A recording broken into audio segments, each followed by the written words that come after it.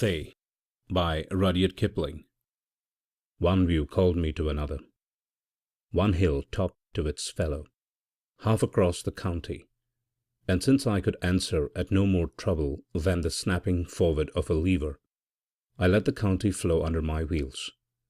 The orchid-studded flats of the east gave way to the thyme, ilex, and grey grass of the downs, these again to the rich cornland and fig trees of the lower coast, where you carry the beat of the tide on your left hand for 15 level miles, and when at last I turned inland through a huddle of rounded hills and woods, I had run myself clean out of my known marks.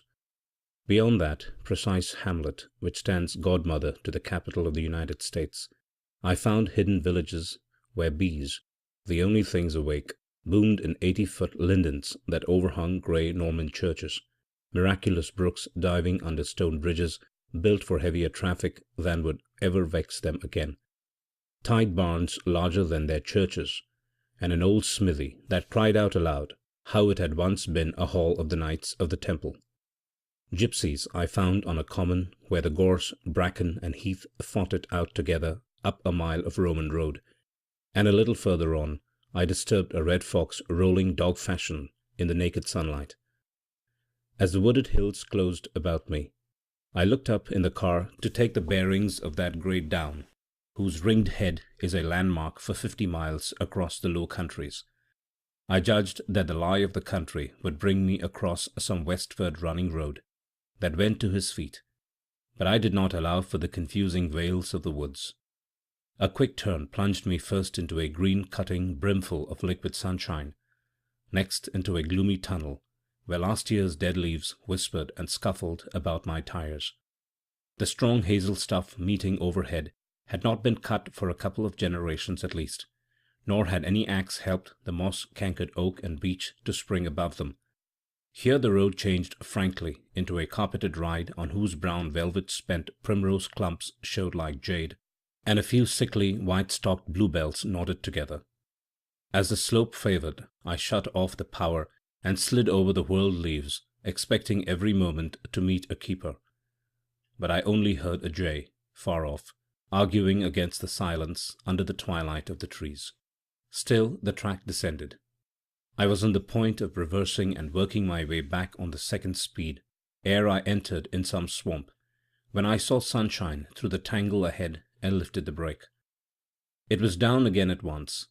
As the light beat across my face, my four wheels took the turf of a great still lawn from which sprang horsemen 10 feet high with levelled lances, monstrous peacocks, and sleek round-headed maids of honour, blue, black, and glistening, all of clipped yew.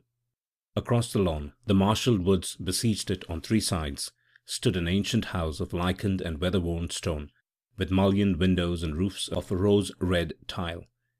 It was flanked by semicircular walls, also rose-red, that closed the lawn on the 4th side, and at their feet a box hedge grew man-high. There were doves on the roof about the slim brick chimneys, and I caught a glimpse of an octagonal dove-house behind the screening wall. Here, then, I stayed, a horseman's great spear laid at my breast, held by the exceeding beauty of that jewel in that setting. If I am not packed off for a trespasser, or if this knight does not ride a wallop at me, thought I, Shakespeare and Queen Elizabeth at least must come out of the half-open garden door and ask me to tea. A child appeared at an upper window, and I thought the little thing waved a friendly hand. But it was to call a companion, for presently another bright head showed. Then I heard a laugh among the yew peacocks, and turning to make sure, till then I had been watching the house only, I saw the silver of a fountain behind a hedge thrown up against the sun. The doves on the roof cooed to the cooing water. But between the 2 notes I caught the utterly happy chuckle of a child absorbed in some light mischief. The garden door, heavy oak sunk deep in the thickness of the wall, opened further. A woman in a big garden hat set her foot slowly on the time-hollowed stone step, and as slowly walked across the turf. I was forming some apology, when she lifted up her head, and I saw that she was blind. "I heard you," she said. "Isn't that a motor car?" I'm afraid I've made a mistake in my road. I should have turned off up above. I never dreamed, I began. But I'm very glad. Fancy a motor car coming into the garden. It will be such a treat. She turned and made as though looking about her. You haven't seen anyone, have you, perhaps? No one to speak to, but the children seemed interested at a distance. Which? I saw a couple up at the window just now, and I think I heard a little chap in the grounds. Oh, lucky you, she cried, and her face brightened. I hear them, of course, but that's all. You've seen them and heard them. Yes, I answered. And if I know anything of children, one of them's having a beautiful time by the fountain yonder. Escaped, I should imagine. You're fond of children? I gave her one or two reasons why I did not altogether hate them. Of course, she said. Then you understand. Then you won't think it foolish if I ask you to take your car through the gardens once or twice, quite slowly. I'm sure they'd like to see it. They see so little, poor things. One tries to make their life pleasant, but— She threw out her hands towards the woods. We're so out of the world here. That will be splendid, I said. But I can't cut up your grass. She faced to the right. Wait a minute, she said. We're at the south gate, aren't we? Behind those peacocks, there's a flagged path. We call it the Peacock's Walk. You can't see it from here, they tell me, but if you squeeze along by the edge of the wood, you can turn at the first peacock and get on to the flags. It was sacrilege to wake that dreaming house front with the clatter of machinery, but I swung the car to clear the turf, brushed along the edge of the wood, and turned in on the broad stone path where the fountain basin lay like one star sapphire. May I come too? She cried. No, please don't help me. They'll like it better if they see me. She felt away lightly to the front of the car, and with one foot on the step she called, Children, oh children, look and see what's going to happen. The voice would have drawn lost souls from the pit, for the yearning that underlay its sweetness, and I was not surprised to hear an answering shout behind the yews. It must have been the child by the fountain, but he fled at our approach, leaving a little toy boat in the water. I saw the glint of his blue blouse among the still horsemen. Very disposedly we paraded the length of the walk, and at her request backed again. This time the child had got the better of his panic, but stood far off and doubting. The little fellow's watching us, I said. I wonder if he'd like a ride. They're very shy still, very shy. But oh, lucky you to be able to see them. Let's listen. I stopped the machine at once, and the humid stillness, heavy with the scent of box, cloaked as deep. Shears I could hear where some gardener was clipping, a mumble of bees, and broken voices that might have been the doves. Oh, and kind, she said weariedly. Perhaps they're only shy of the motor. The little maid at the window looks tremendously interested. Yes? She raised her head. It was wrong of me to say that. They are really fond of me. It's the only thing that makes life worth living, when they're fond of you, isn't it? I don't think what the place would be without them. By the way, is it beautiful? I think it is the most beautiful place I have ever seen. So they all tell me. I can feel it, of course, but that isn't quite the same thing. Then have you never— I began, but stopped abashed. Not since I can remember. It happened when I was only a few months old, they tell me. And yet I must remember something, else how could I dream about colours?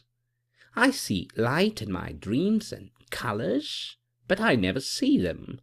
I only hear them just as I do when I'm awake. It's difficult to see faces in dreams. Some people can, but most of us haven't the gift. I went on, looking up at the window where the child stood all but hidden. I've heard that too, she said, and they tell me that one never sees a dead person's face in a dream. Is that true? I believe it is, now I come to think of it. But how is it with yourself? Yourself? The blind eyes turned towards me. I have never seen the faces of my dead in any dream, I answered. Then it must be as bad as being blind. The sun had dipped behind the woods, and the long shades were possessing the insolent horsemen one by one. I saw the light die from off the top of a glossy-leaved lance, and all the brave hard green turned to soft black. The house, accepting another day at end, as it had accepted 100,000 gone, seemed to settle deeper into its rest among the shadows. Have you ever wanted to? She said after the silence.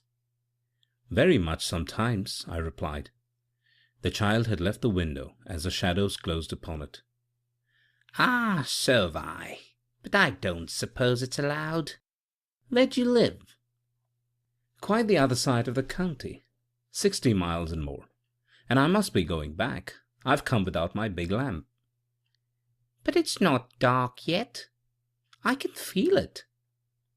I'm afraid it will be by the time I get home. Could you lend me someone to set me on my road at first? I've utterly lost myself. I'll send Madden with you to the crossroads. We are so out of the world, I don't wonder you were lost. I'll guide you round to the front of the house, but you will go slowly, won't you, till you're out of the grounds? It isn't foolish, do you think? I promise you I'll go like this, I said, and let the car start herself down the flagged path. We skirted the left wing of the house, whose elaborately cast lead guttering alone was worth a day's journey, passed under a great rose-grown gate in the red wall, and so round to the high front of the house, which in beauty and stateliness as much excelled the back as that all others I had seen. It is so very beautiful, she said wistfully when she heard my raptures. And you like the lead figures too. There's the old azalea garden behind. They say that this place must have been made for children. Will you help me out, please? I should like to come with you as far as the crossroads, but I must leave them. Is that you, Madden?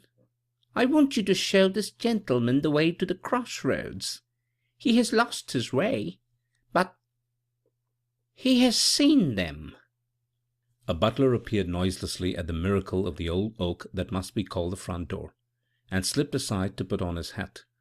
She stood looking at me with open blue eyes in which no sight lay, and I saw for the first time that she was beautiful.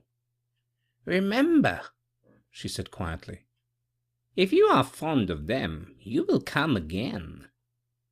And disappeared within the house.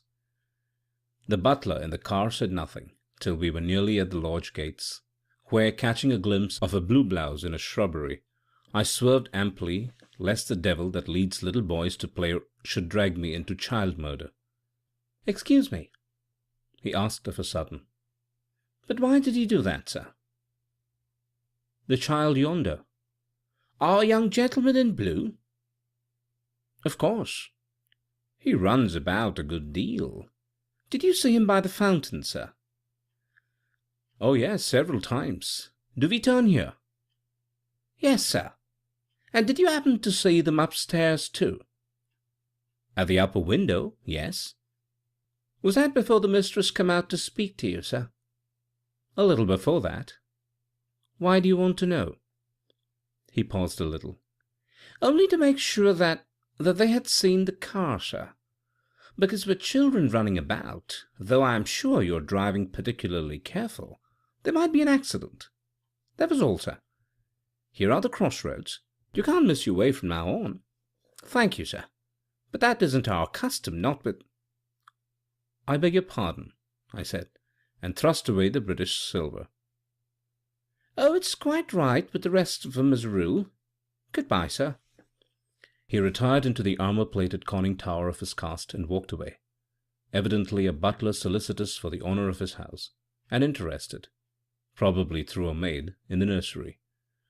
Once beyond the signposts at the crossroads, I looked back, but the crumpled hills interlaced so jealously that I could not see where the house had lain.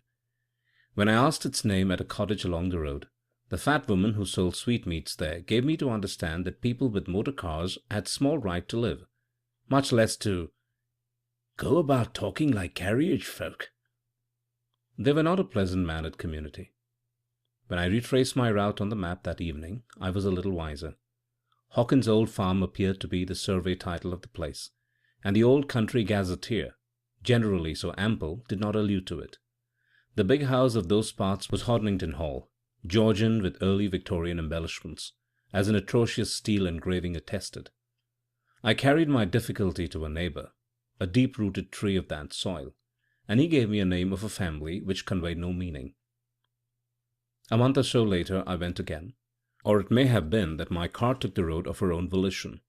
She overran the fruitless downs, threaded every turn of the maze of lanes below the hills, drew through the high-walled woods, impenetrable in their full leaf, came out at the crossroads where the butler had left me, and a little further on developed an internal trouble which forced me to turn her into a grass way-waste that cut into a summer-silent hazel wood. So far as I could make sure by the sun and a 6-inch ordnance map, this should be the road flank of that wood which I had first explored from the heights above. I made a mighty serious business of my repairs, and a glittering shop of my repair kit, spanners, pump, and the like, which I spread out orderly upon a rug. It was a trap to catch all childhood, for on such a day, I argued, the children would not be far off. When I paused in my work, I listened, but the wood was so full of the noises of summer, though the birds had mated, that I could not at first distinguish these from the tread of small cautious feet stealing across the dead leaves. I rang my bell in an alluring manner, but the feet fled, and I repented, for to a child a sudden noise is very real terror. I must have been at work half an hour, when I heard in the wood the voice of the blind woman crying, "Children, oh children, where are you?" And the stillness made slow to close on the perfection of that cry. She came towards me, half feeling her way between the tree boles, and though a child, it seemed, clung to her skirt, it swerved into the leafage like a rabbit as she drew nearer. "Is that you?" she said. "From the other side of the county?" "Yes, it's me, from the other side of the county." "Then why didn't you come to the upper woods? They were there just now." "They were here a few minutes ago. I expect they knew my car had broken down and came to see the fun." "Nothing serious, I hope? How do cars break down?" "In 50 different ways. Only mine has chosen the 51st. She laughed merrily at the tiny joke, cooed with delicious laughter, and pushed her hat back. "Let me hear," she said. "Wait a moment," I cried, "and I'll get you a cushion." She set her foot on the rug all covered with spare parts, and stooped above it eagerly. "What delightful things!" The hands through which she saw glanced in the checkered sunlight. "A box here, another box. Why, you've arranged them like playing shop." I confess now that I put it out to attract them. I don't need half those things, really." "How nice of you. I heard your bell in the upper wood. You say they were here before that?" "I'm sure of it. Why are they so shy? That little fellow in blue who was with you just now ought to have got over his fright. He's been watching me like a Red Indian." "It must have been your bell," she said. "I heard one of them go past me in trouble when I was coming down. They're shy, so shy even with me." She turned her face over her shoulder and cried out, "Children, oh children, look and see." "They must have gone off together of their own affairs," I suggested, for there was a murmur behind us of lowered voices broken by the sudden squeaking giggles of childhood. I returned to my tinkerings, and she leaned forward, her chin on her hand, listening interestedly. "How many are they?" I said at last. The work was finished, but I saw no reason to go. Her forehead puckered a little in thought. I don't quite know, she said simply. Sometimes more, sometimes less. They come and stay with me because I love them, you see. That must be very jolly, I said, replacing a drawer, and as I spoke I heard the inanity of my answer. You aren't laughing at me, she cried. I haven't any of my own. I never married. People laugh at me sometimes about them because... Because they're savages, I returned. It's nothing to fret for. That sort laugh at everything that isn't their own fat lives. I don't know. How should I? I only don't like being laughed at about them. It hurts. And when one can't see, I don't want to seem silly. Her chin quivered like a child's as she spoke. But we blindies have only one skin, I think. Everything outside hits straight at your souls. It's different with you. You've such good defenses in your eyes, looking out before anyone can really pain you in your soul. People forget that with us. I was silent, reviewing that inexhaustible matter. The more than inherited, since it is also carefully taught, brutality of the Christian peoples, besides which were the mere heathendom of the West Coast nigger, is clean and restrained. It led me a long distance into myself. Don't do that, she said of a sudden, putting her hands before her eyes. What? She made a gesture with her hand. That. It's all purple and black. Don't. That color hurts. But how in the world do you know about colors? I exclaimed. For here was a revelation indeed. Colors as colors? She asked. No, those colors which you saw just now. You know as well as I do, she laughed. Else you wouldn't have asked that question. They aren't in the world at all. They're in you. When you went so angry. Do you mean a dull purplish patch, like port wine mixed with ink? I said. I've never seen ink or port wine, but the colors aren't mixed. They are separate, all separate. Do you mean black streaks and jags across the purple? She nodded. Yes, if they are like this, and zigzagged her finger again. But it's no red and purple, that bad color. And what are the colors at the top of the... whatever you see? Slowly she leaned forward and traced on the rug the figure of the egg itself. I see them so, she said, pointing with a grass stem. White, green, yellow, red, purple. And when people are angry or bad, black across the red, as you were just now. Who told you anything about it? In the beginning? I demanded. About the colors? No one. I used to ask what colors were when I was little, in table covers and curtains and carpets, you see, because some colors hurt me and some made me happy. People told me, and when I got older, that was how I saw people. Again she traced the outline of the egg, which it is given to very few of us to see. All by yourself? I repeated. All by myself. There wasn't anyone else. I only found out afterwards that other people did not see the colors. She leaned against the tree bole, plaiting and unplaiting chance-plucked grass stems. The children in the wood had drawn nearer. I could see them with the tail of my eye, frolicking like squirrels.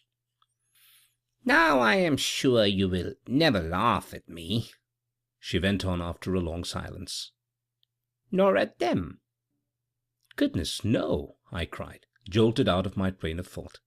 A man who laughs at a child, unless the child is laughing too, is a heathen. I didn't mean that, of course. You'd never laugh at children, but I used to think that perhaps you might laugh about them. So now I beg your pardon. What are you going to laugh at? I had made no sound, but she knew. At the notion of your begging my pardon. If you had done your duty as a pillar of the state and a landed proprietress, you ought to have summoned me for trespass when I barged through your woods the other day. It was disgraceful of me, inexcusable." She looked at me, her head against the tree trunk, long and steadfastly, this woman who could see the naked soul. "How curious," she half whispered. "How very curious." "Why? What have I done?" "You don't understand. And yet you understood about the colors. Don't you understand?" She spoke with a passion that nothing had justified, and I faced her bewilderedly as she rose. The children had gathered themselves in a roundel behind a bramble bush. One sleek head bent over something smaller, and the set of the little shoulders told me that fingers were on lips. They too had some child's tremendous secret. I alone was hopelessly astray there in the broad sunlight. "No," I said, and shook my head as though the dead eyes could note. "Whatever it is, I don't understand yet. Perhaps I shall later, if you'll let me come again." "You will come again," she answered. "You will surely come again and walk in the wood." "Perhaps the children will know me well enough by that time to let me play with them, as a favor. You know what children are like." "It isn't a matter of favor, but of right," she replied, and while I wondered what she meant, a dishevelled woman plunged round the bend of the road, loose-haired, purple, almost lowing with agony as she ran. It was my rude, fat friend of the sweetmeat shop. The blind woman heard and stepped forward. "What is it, Mrs. Maidhurst?" she asked. The woman flung her apron over her head and literally grovelled in the dust, crying that her grandchild was sick to death, that the local doctor was away fishing, that Jenny the mother was at her wits' end, and so forth, with repetitions and bellowings. "Where's the next nearest doctor?" I asked between paroxysms. "I'll attend to this. Be quick. Madden will tell you. Go round to the house and take him with you. I'll attend to this. Be quick."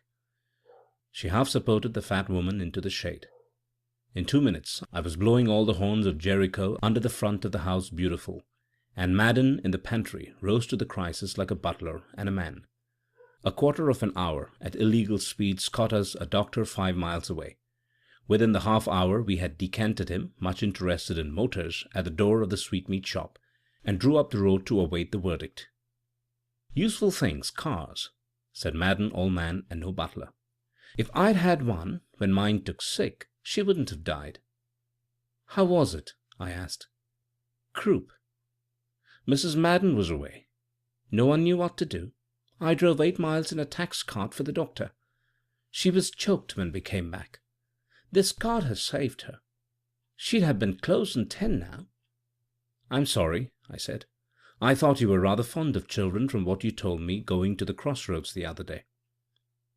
"Have you seen him again, sir?" "This morning." "Yes, but they're well broke to cars. I couldn't get any of them within 20 yards of it." He looked at me carefully, as a scout considers a stranger, not as a menial should lift his eyes to his divinely appointed superior. "I wonder why," he said, just above the breath that he drew. We waited on. A light wind from the sea wandered up and down the long lines of the woods, and the wayside grasses, whitened already with summer dust, rose and bowed in sallow waves. A woman, wiping the suds of her arms, came out of the cottage next the sweetmeat shop. "I've been a-listening in the backyard," she said cheerily. "He says Arthur's unaccountable bad. Did he hear him shruck just now? Unaccountable bad. I reckon 'twill come Jenny's turn to walk in the wood next week along, Mr. Madden." "Excuse me, sir, but your lap robe is slipping," said Madden deferentially. The woman started, dropped a curtsy, and hurried away. "What does she mean by walking in the wood?" I asked. "It must be some saying they use hereabout. I'm from Norfolk myself," said Madden. "They're an independent lot in this country. She took you for a chauffeur, sir." I saw the doctor come out of the cottage, followed by a draggle-tailed wench who clung to his arm as though he could make treaty for her with death. "That's odd," she wailed. "That's just as much to us as that asthma as if they was lawful born. Just as much, just as much. And God, he'd be just as pleased if you saved him, doctor. Don't take it from me. Miss Florence will tell you the very same. Don't leave him, doctor." I know," said the man. "But he'll be quiet for a while now. We'll get the nurse and the medicine as fast as we can." He signalled me to come forward with the car, and I strove not to be privy to what followed. But I saw the girl's face, blotched and frozen with grief, and I felt the hand without a ring clutching at my knees as we moved away. The doctor was a man of some humour, for I remembered he claimed my car under the oath of Aesculapius, and used it and me without mercy. First we convoyed Mrs. Maidhurst and the blind woman to wait by the sick bed till the nurse should come. Next we invaded a neat county town for prescriptions. The doctor said the trouble was cerebrospinal meningitis, and when the county institute, banked and flanked with scared market cattle, reported itself out of nurses, for the moment we literally flung ourselves loose upon the county. We conferred with the owners of great houses, magnates at the ends of overarching avenues whose big-boned womenfolk strode away from their tea-tables to listen to the imperious doctor. At last a white-haired lady, sitting under a cedar of Lebanon and surrounded by a court of magnificent bourgeois, all hostile to motors, gave the doctor, who received them as from a princess, written orders which we bore many miles at top speed, through a park, to a French nunnery, where we took over in exchange a pallid-faced and trembling sister. She knelt at the bottom of the tonneau, telling her beads without pause, till, by short cuts of the doctor's invention, we had her to the sweetmeat shop once more.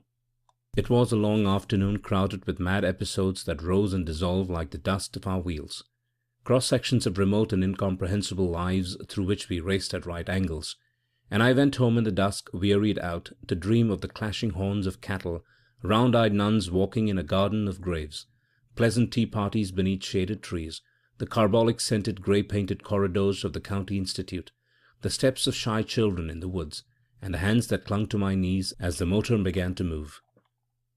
I had intended to return in a day or two, but it pleased fate to hold me from that side of the county, on many pretexts, till the elder and the wild rose had fruited. There came at last a brilliant day, swept clear from the southwest, that brought the hills within hand's reach, a day of unstable airs and high filmy clouds. Through no merit of my own I was free, and set the car for the third time on that known road. As I reached the crest of the downs I felt the soft air change, saw it glaze under the sun, and looking down at the sea, in that instant beheld the blue of the channel turn through polished silver and dull steel to dingy pewter.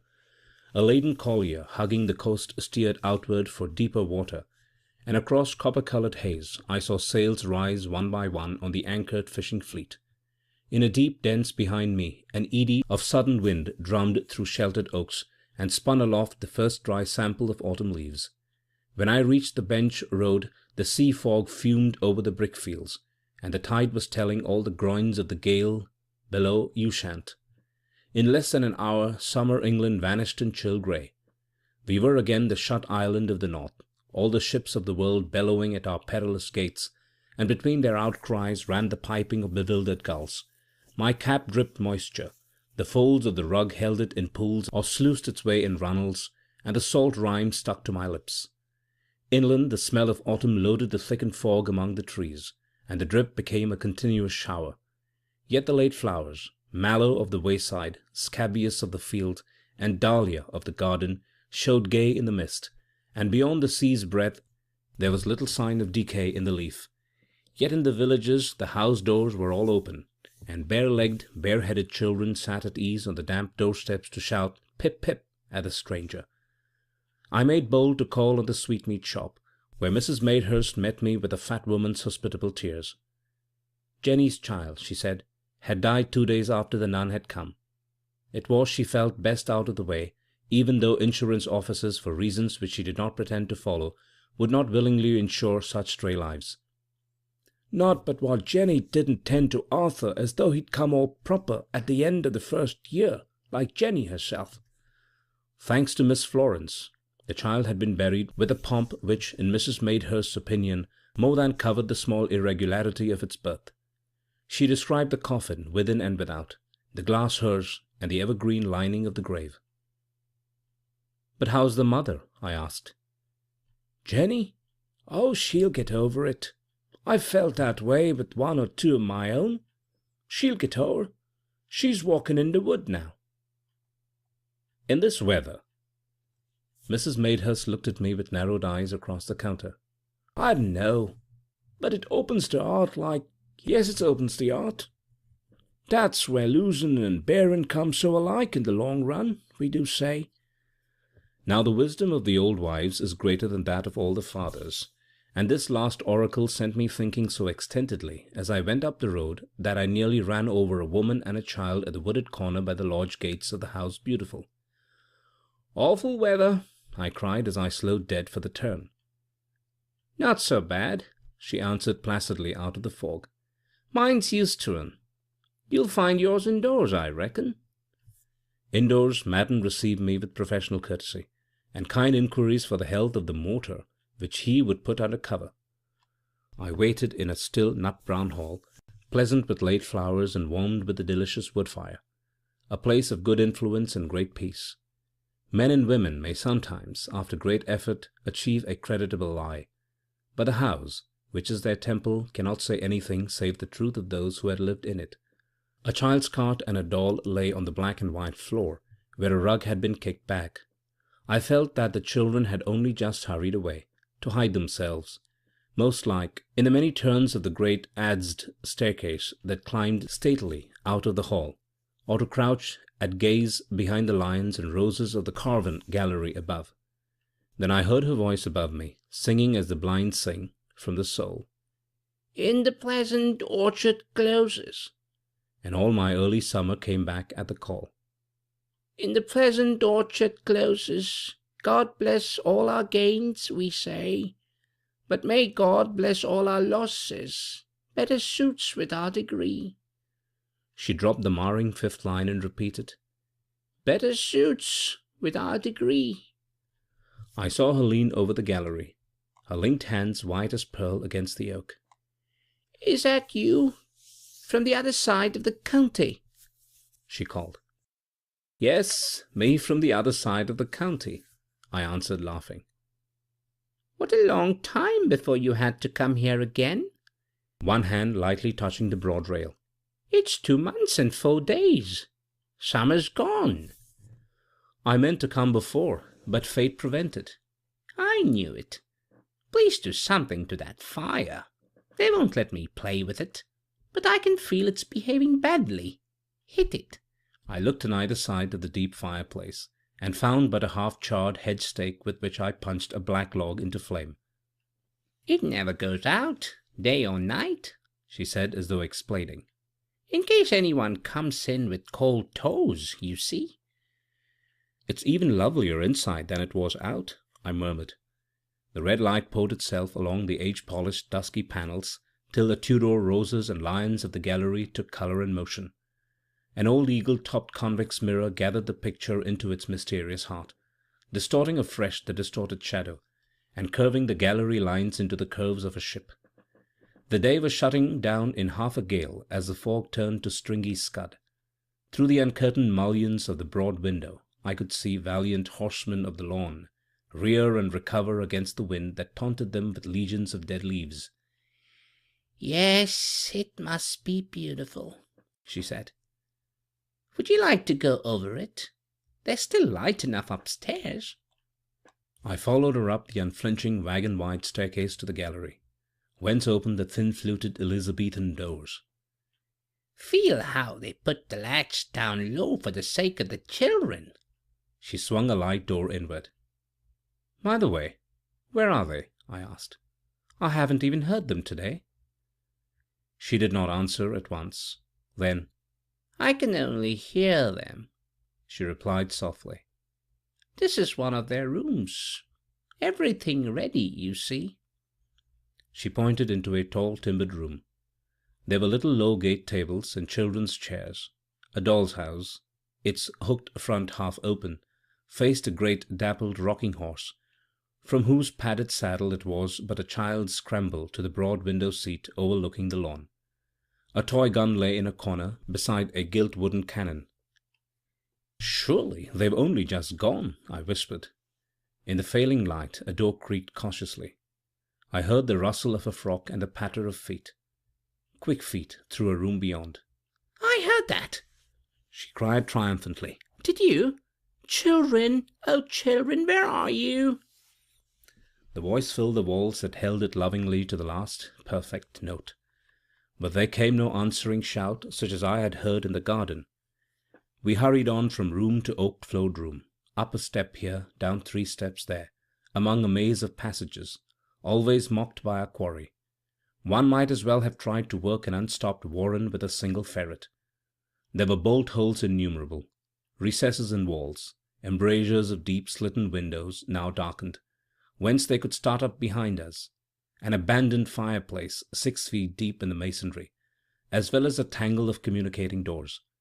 Above all, they had the twilight for their helper in our game. I had caught 1 or 2 joyous chuckles of evasion, and once or twice had seen the silhouette of a child's frock against some darkening window at the end of a passage. But we returned empty-handed to the gallery, just as a middle-aged woman was setting a lamp in its niche. "No, I haven't seen her either this evening, Miss Florence," I heard her say. "But that Turpin, he says he wants to see you about his shed." "Oh, Mr. Turpin must want to see me very badly. Tell him to come to the hall, Mrs. Madden." I looked down into the hall, whose only light was the dulled fire, and deep in the shadow I saw them at last. They must have slipped down while we were in the passages, and now thought themselves perfectly hidden behind an old gilt leather screen. By child's law, my fruitless chase was as good as an introduction, but since I had taken so much trouble, I resolved to force them to come forward later by the simple trick which children detest, of pretending not to notice them. They lay close, in a little huddle, no more than shadows except when a quick flame betrayed an outline. "And now we'll have some tea," she said.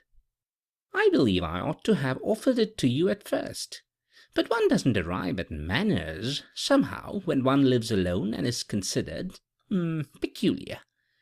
Then with very pretty scorn, "Would you like a lamp to eat by?" "The firelight's much pleasanter, I think."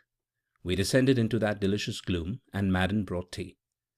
I took my chair in the direction of the screen, ready to surprise or be surprised as the game should go, and at her permission, since her hearth is always sacred, bent forward to play with the fire. "Where do you get these beautiful short faggots from?" I asked idly. "Why, they are tallies." "Of course," she said. "As I can't read or write, I'm driven back on the early English tally for my accounts. Give me one, and I'll tell you what it meant." I passed her an unburnt hazel tally, about a foot long, and she ran her thumb down the nicks. "This is the milk record for the home farm for the month of April last year, in gallons," said she. "I don't know what I should have done without tallies.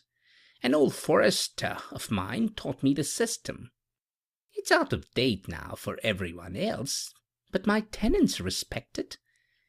One of them's coming now to see me. Oh, it doesn't matter. He has no business here out of office hours. He's greedy, ignorant man, very greedy, or he wouldn't come here after dark." "Have you much land, then?" "Only a couple of 100 acres in hand, thank goodness.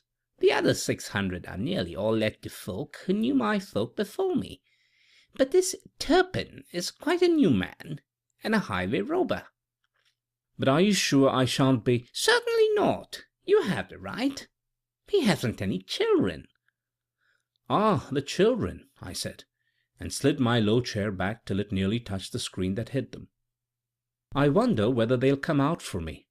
There was a murmur of voices, Madden's, and a deeper note at the low dark side door, and a ginger-headed, canvas-gaitered giant of the unmistakable tenant-farmer type stumbled or was pushed in. "Come to the fire, Mr. Turpin," she said. If you please, miss, I'll be quite as well by the door." He clung to the latch as he spoke, like a frightened child. Of a sudden I realized that he was in the grip of some almost overpowering fear. "Well?" "About that new shed for the young stock, that was all. These first autumn storms setting in. But I'll come again, miss." His teeth did not chatter much more than the door latch. I think not, she answered levelly. The new shed, What did my agent write you on the 15th? I fancied perhaps that if I came to see you, man to man, like Miss, but... His eyes rolled into every corner of the room, wide with horror. He half opened the door through which he had entered, but I noticed it shut again, from without and firmly. He wrote what I told him, she went on. You are overstocked already. Dunnett's farm never carried more than 50 bullocks, even in Mr. Wright's time. And he used cake. You're 67, and you don't cake. You've broken the lease in that respect. You're dragging the heart out of the farm. I'm getting some minerals, superphosphates next week. I've as good as ordered a truckload already.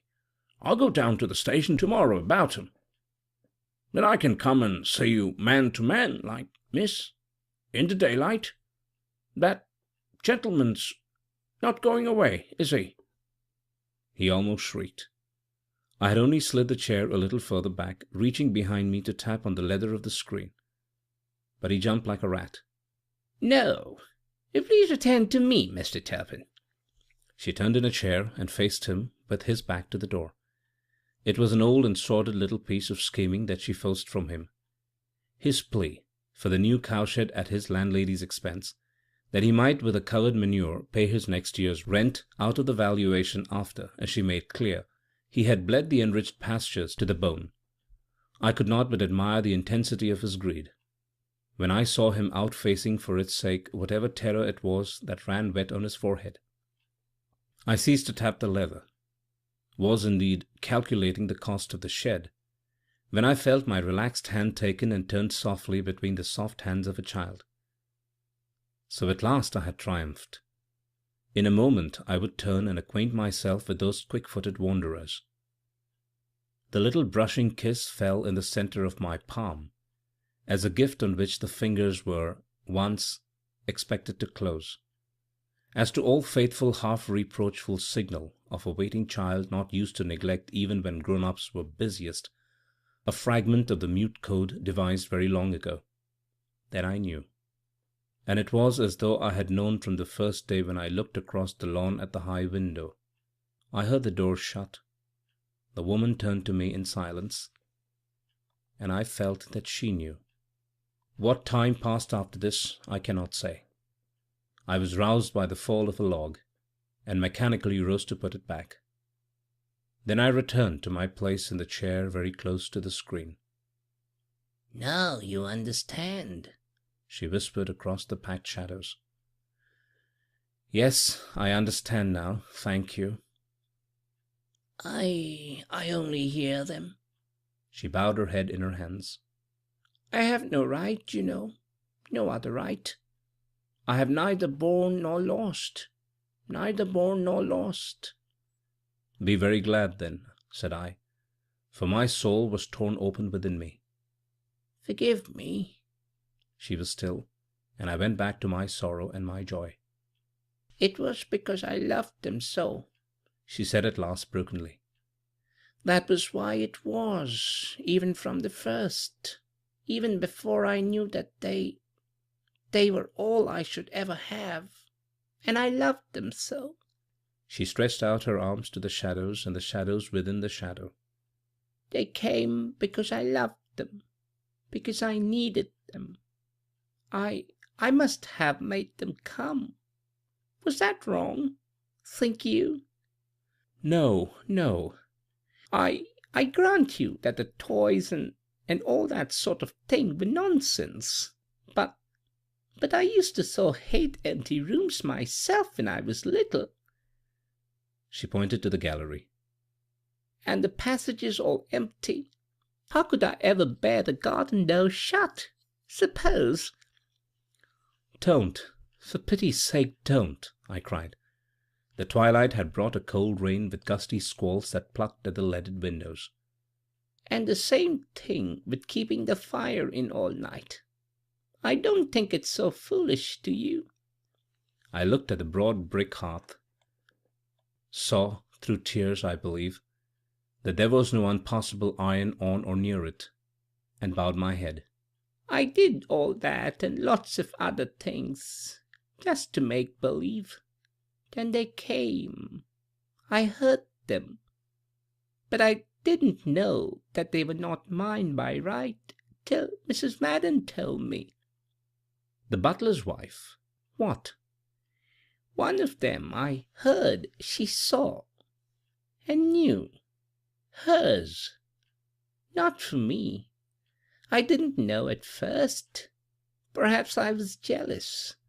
Afterwards I began to understand that it was only because I loved them, not because, oh, you must bear or lose, she said piteously. There is no other way, and yet they love me. They must, don't they? There was no sound in the room except the lapping voices of the fire. But we two listened intently, and she at least took comfort from what she heard. She recovered herself and half rose. I sat still in my chair by the screen. Don't think me a wretch to whine about myself.